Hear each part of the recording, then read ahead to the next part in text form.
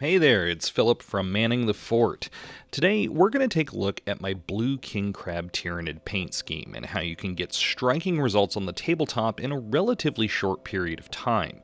Before we get into the main content, I'd really appreciate it if you liked the video and subscribed to the channel. I plan on doing a mix of hobby and lore videos, and you can see the 40k lore and 40-second shorts I cross-post from TikTok. This channel's still very new, and I hope to build a more confident hobby and community. First, let's take a look at the inspiration picture. Coconut crab tyranids have been making the rounds a lot lately, and were popularized, as far as I can tell, by catgut painting. They look awesome, but I wanted something a little bit different. I tend to have a lot of neutral colors in my paint schemes. Living in Alaska, I decided to take a look at some of the crab species that we have up here, and found this beauty, the Blue King Crab. So I grabbed this picture and then took a trip over to color.adobe.com to get a look at the main colors, and then get started. Before we get into the nitty-gritty, I want to say up front that for the best results, I highly recommend that you use an oil wash later in this process. You could probably get decent results from Agrax or Nuln oil, but if you're hesitating about getting into oil washes like I did for a long time, I'd say give it a shot. Soon I want to make a video just about using oils, but I probably wouldn't be able to do anything nearly as good as what Marco Frazzoni over at Not Just Mecha has done. He's got a whole series dedicated to teaching and showing miniature painters how to utilize oil paints to really help up their game. So as we get into painting the test model here, I'm going to have a timer running in the background, and it's going to be going in real time even as I speed up the video. So you can see about how long it takes me to get a model to this standard. This was the second one of these I painted, and the first one I intentionally did as a speed paint, so if you were, batch painting these, you could be even faster per model.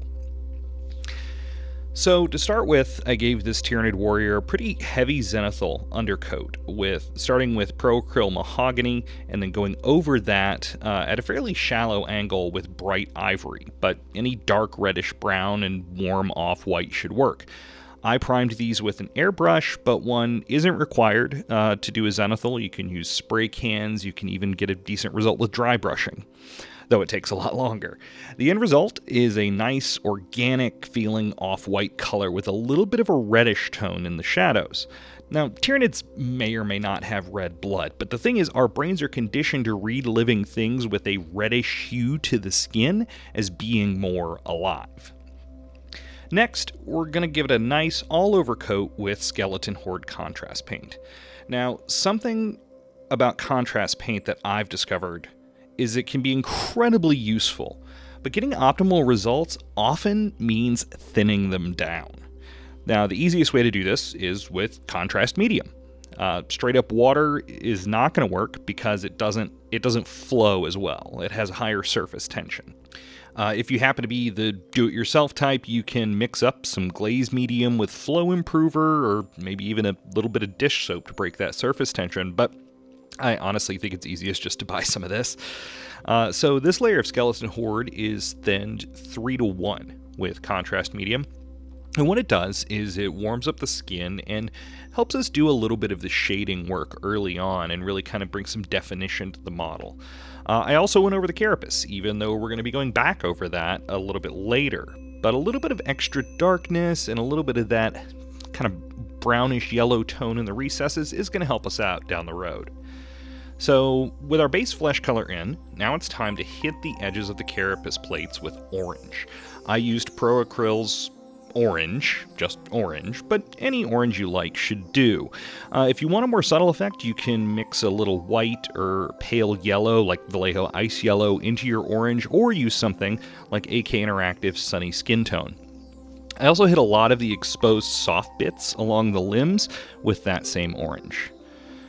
So once I have all the edges done up in orange, it's time for the main attraction, blue. Now here I use one of my very favorite tricks, something I use on a lot of models, and that is mixing up acrylic ink with medium, in this case contrast and a little bit of glaze medium. Now acrylic ink is super pigment rich, so a little bit goes a long way. I think I used 1 drop of ink to like a dozen or so drops of medium. And here I'm using Dollar Rowney FW Inks Prussian Blue. It's decently saturated, but it's also dark, especially when you put thin layers together. Now, to get this with contrast paints, the best bet would probably be a mix. To get the darkness, something like ultramarine blue, but to get that saturation, maybe a little bit of Talisar blue. So now that I have my mix, I layer it on pretty thick. This is thinner than most contrast paints, but we're going to apply it more than once. Also, it's okay if this gets onto the orange around the edges a little bit. In fact, it's kind of a good thing since you get kind of an uneven organic transition, and that transparent blue over the orange can give you a little bit of greenish, or well, actually it turns into kind of a brown color. Now, something to remember when you're using thin layers of transparent paint is those layers are fragile. If you hit them again with your brush, especially when they're only partly dry, odds are decent that you will tear up that underneath layer. So that's where our trusty friend, the blow dryer, comes in handy. Even if you're not on board with me on getting an airbrush or trying oil paints, odds are pretty good that you have a hairdryer in your house somewhere. It saves a lot of time when working in thin layers like this. Now, at various points, I hit the carapace with the blow dryer, then go back and dollop a little more of the blue in the recesses, or anywhere else I just kind of want it darker. Now, odds are good that you'll end up with some mottling, which is really fine in this particular case, as crustacean carapaces can have all sorts of little variations in them. Also, while this is drying, to keep the process efficient, I started on the third color. To get close to the reference image, I wanted something warm and reasonably dark, but I also wanted a little pop. I tried purple in an earlier test, but I didn't really like it. It didn't look organic. So I opted for something closer to crimson. Now, crimson is toward the cooler end of red, closer to purple. If you're not used to differentiating between warm and cool reds, look up crimson and then look up scarlet. Scarlet is a very warm red, much closer to orange. So for this, I took some Naphthol Crimson acrylic ink and mixed in a little bit of Gore Grunta Fur contrast paint, which is a kind of orangish brown. The crimson should pop, but it won't completely take over. The brown kind of tones it down a little bit. So if you're using contrast, something like Flesh Terror's Red, maybe mixed with a little bit of Wildwood or Gore Grunta Fur, should get you there. So once I thin this mix down, I hit a lot of the rest of the exposed bits, focusing on the mouth, the eyes, and the ammo sack for the gun on another one, the whip. I also put a little around the ankle joints and in the recesses of the hands, just to give a little bit more variety to the skin and again to pop out that red a little bit more. So I also hit the claws and any swords or blades or whatever with an off black. I'm generally not a fan of pure black or pure white, except in some limited circumstances, because they don't look natural. In real life, you don't see things that are pure white or pure black. So I went with an off black here, which in this case is Pro Acryl's Dark Neutral Gray, which is pretty close to, I would say, Eshin Gray, if you're in the Citadel range. And then to give the blades a highlight, I used Bright Warm Gray by Pro Acryl as well, but any off-white will do, and just kind of make little hashes and little lines and things to make it look like it's not a forged, refined blade, but this natural, like, outgrowth of bony stuff. And if you're not going for a speed paint, this is also where you can kind of go in with glazes. So for the initial test miniature of this scheme, I went back and forth with the orange and blue on the carapace after starting from Sunny's skin tone, which is a much less saturated orange. And as you can see, you get a much smoother, more natural looking gradient, which when you're using saturated complementary colors like blue and orange can be really handy sometimes. So if you've got the time and are willing to spend the time, you can get a really nice result by putting in some extra time on the glazes. Once you get everything to the general tone you want, your base colors are pretty much done in just under 45 minutes on the clock. Though, like I said, if you're batch painting, so like when I did the 5 Gene Stealers that are in this team as well, I did them all kind of together, and while different things are drying, you can move on to other ones and you can kind of circle through, and each model ends up taking less time. So about 45 minutes for the base color, so under an hour for a decently sized model. I think that's pretty good. So off camera, I hit this with the blow dryer, then varnished it before the oil wash. Now, a lot of the time you don't need to varnish acrylics before using an oil wash, but again, inks and contrast, those layers can be really fragile, especially if they're not fully cured and set up. So my recommendation is either to varnish or let it sit overnight if you're using these thin, transparent layers. Otherwise, later steps can kind of peel some of that up. Now, because I'm still kind of bad at making videos, I don't have really any usable footage of this warrior getting its oil wash. What I do have is portrait mode video that I shot for TikTok of the Gene Stealers that are part of the same kill team. May the aspect ratio gods forgive me. Now, the Gene Stealers got the sunny skin tone, less saturated orange I was talking about earlier, topped with a little bit of the Pro Acryl orange, but the rest of their prep was basically the same. So now we mix up our oil wash. You're going to need a few things. First, oil paints. For washes, you don't have to go anything fancy. These are Winsor & Newton Wintons. I think they're considered student grade, but for washes, they're fine.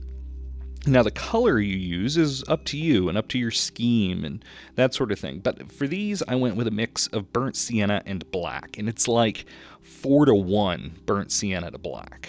And it probably ends up close to something like burnt umber, but with a little bit more of an orange note to it, which I wanted here to complement the blue. Next, you need mineral spirits. Oil paints are not water soluble, so you need a different solvent to break them down. Make sure you're using low odor mineral spirits because it stinks. Now, there are lots of artist supply companies that make this stuff, Gamsol, US Art Supply, etc. If you buy hobby branded stuff by like companies that make enamel and oil paints for hobbyists, I can almost guarantee you're going to overpay. Also, mineral spirits are clear when you buy them. If you see that mine don't look a little dirty, that's because it has some burnt sienna in there, because I'm a dingus and stuck a dirty brush in there one time. Now, to mix them together, I like these little stainless steel palette pots. You can get them online pretty cheap. You can also use glass, and they both clean up pretty well. Thicker plastic palettes can also be okay, or you can get an aluminum palette. What you should do is avoid what I did early on when I started using mineral spirits. When I got those little condiment ramekins from a restaurant that they put like the ketchup and stuff in, that thin plastic does not go well with mineral spirits. And also for brushes, do not use your good sable brushes for this process. The hairs and the oils on the hairs do not play well with mineral spirits. I use cheapo synthetics you can buy in big packs, either at a hobby store or online. Not even a hobby store, a craft store, like Michael's or something. Finally, inhaling a lot of mineral spirits over time is probably not a good thing, so make sure you have some ventilation going and or a respirator. Now, when it comes to mixing them, oil washes can be as thin or as thick as you like, depending on how much of the mineral spirit you add, and they're going to have different effects. A thinner wash is going to be, well, thinner. It's going to stain things less, and a thicker wash is going to color things pretty heavily. I went fairly thin with this one. You can test how thin the mix is by dolloping a little on the side of the mixing pot, and you kind of see the transparency. I wanted a fair bit of transparency on this one, as you can see as I'm brushing it on the model. So in this case, I wanted it to flow really well and not cover too thickly. And then you just kind of slap it on. Now, oil washes have a couple of properties that are going to be really helpful to us here, and it makes them, in my opinion, infinitely superior to things like Agrax and Nuln Oil. First, they've got really low surface tension, meaning that it flows right into the cracks and recesses of the model naturally and gives you some really easy shading. Also, while these gene stealers may look like an absolute muddy mess at the moment, most of this is going to come right back off a little bit later on, something that you can't do with acrylics. If you get agrax in the wrong spot and don't get a wet brush on it or immediately, you're going to get some staining where you don't want it. Once the wash is on, you want to let it sit for a bit. In general, the longer it sits, the more it'll start to set in and stain that paint layer underneath. For these, I left them on for 20 to 30 minutes before I went back in and started cleaning it up. Now, moving on to cleaning it up, to make our nids no longer look like they've been dunked in used motor oil, we're going to get the mineral spirits back out, along with something to dab away the top layers of that oil wash.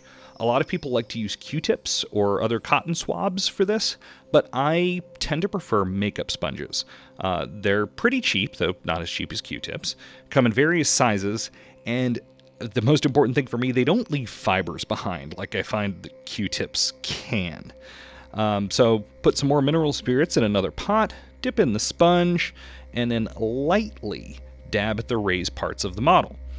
So oil paint takes a long time to dry, which is good for us in this case, as it means the sponge will pretty easily clean up the raised area and just leave a little bit of a stain behind. Also, the spirits reactivate the paint, so what's left behind tends to flow even more deeply into the recesses. When I first got into the hobby 20 years ago, we would literally dip our minis in floor stain to get easy shading, and never knew that a vastly superior method had been around for centuries. Now the mini needs to dry. You could leave them out, but like I said, oils do take a long time to dry. It could be a day or more before they're fully set up. What I like to do is let the mineral spirits evaporate, which happens pretty quickly, and then I hit them with a layer of spray varnish. I tend to like things matte if they don't have any metallic bits on them, but your mileage may vary with what you prefer. So yeah, I varnish them again, but I'm pretty impatient and want to get on to the next step. So once everything's dry, you can go back and pick out more of the details. On some of these nids, I went back and painted the teeth and then redid some of the highlights on the blades and claws to make them pop again. It also gives you a second layer of those highlights, so I make them a little bit smaller. Because those other highlights are still there under the transparent oil layer, they're just stained a little bit with that brown color. After that, just use your preferred basing method, and you're done. I tend to base all my kill teams in a similar way, so they look good when they're facing each other on the table. And I'll probably do a video about that at some time, but suffice to say it takes heavy inspiration from Vince Venturella's urban bases. And here we have the finished product. This is the team of 8, 3 warriors and 5 gene stealers. You can definitely see the difference in the speed painted one versus the one in the middle that I took a little bit more time on, but even, the quick and dirty version still looks pretty striking on the table. And I think it's a good takeaway that any speed painting technique, there's always ways to refine it. If you do have more time to take and more patience, you can refine it and make it better, usually by going slower with thinner layers and making it all a little bit smoother at times. Before we wrap, just want to say a big thank you for those who stuck around this long. I'm just getting started, and I'm trying to learn with every video how to make things a little bit better. If you do like the content, a like and a subscribe would be greatly appreciated. And coming up on the channel, I've got a few things in the pipeline. I have some kind of stream of consciousness thoughts I recorded while I was finishing up my very first painting commission about what it was like doing my first painting commission. Also, as I'm recording this, it's mid-October 2021, which means the new Black Templars are right around the corner. They release in a few days. So we'll definitely be doing something with that. If you've seen my shorts series, 40k lore in 40 seconds, you know I'm a huge Black Templar fan. So we'll be seeing the boys in black soon. And yeah, I think that's all. Thanks for watching, and let's get to painting.